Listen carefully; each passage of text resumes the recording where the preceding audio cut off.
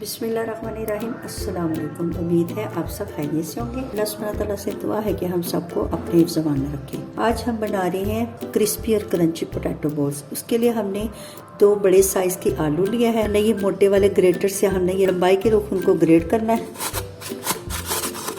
लंबाई के रुख ग्रेट करने की असल वजह यह है ताकि जो हमारे लच्छे हैं वो लंबे लंबे बने।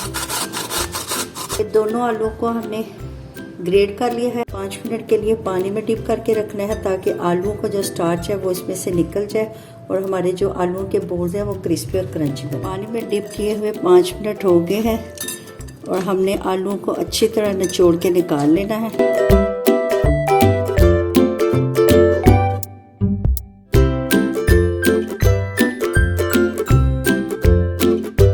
आलू को हमने अच्छी तरह निचोड़ लिया है। अब इसके अंदर 1/2 टी स्पून नमक या 1/2 टी स्पून कुटी मिर्च और इसमें हमने कॉर्नफ्लोर शामिल करना है। कॉर्नफ्लोर हमने जितने आलू है उतना डालना है। ये हमारे 2 आलू हैं तो 2 टेबल स्पून हमने कॉर्नफ्लोर के डालने हैं। अब ये अच्छी तरह मिक्स करके 2 मिनट के लिए हमने फिर इसको छोड़ देना। 2 मिनट के लिए इसको फिर रेस्ट दें। 2 मिनट इसको रेस्ट दिया। ये देखें आलू में से फिर पानी निकला है। अब इनको हमने निचोड़ के तो छोटे छोटे बॉल्स बना लेने हैं। इनको अच्छी तरह निचोड़ना है, पानी ज़रा भी ना रहे इनके अंदर। ये देखिए हमने बॉल्स बना लिए हैं। ऑयल गरम कर लिया है। ऑयल इसमें इतना होना चाहिए कि जो हमारे बॉल्स हैं वो आधे इसके अंदर डिप हों और आधे ऊपर हों। बॉल्स को डाल के हमने छोड़ देना है, इनको एकदम नहीं हिलाना।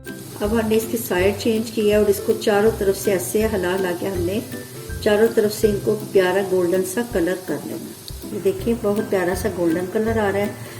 ये पोटैटो बॉल्स आप टी टाइम स्नैक के तौर पे भी इस्तेमाल कर सकते हैं और बच्चों को लंच बॉक्स में भी दे सकते हैं।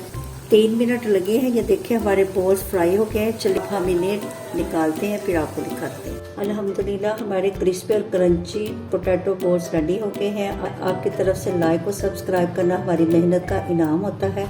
मेरे चैनल को ज़्यादा से ज़्यादा सब्सक्राइब करें। अच्छा जब इजाज़त दें, नई रेसिपी के साथ हाजिर होंगे। अल्लाह हाफ़िज़। आपने इस रेसिपी को ज़रूर ट्राई करना और कमेंट्स में बताना है।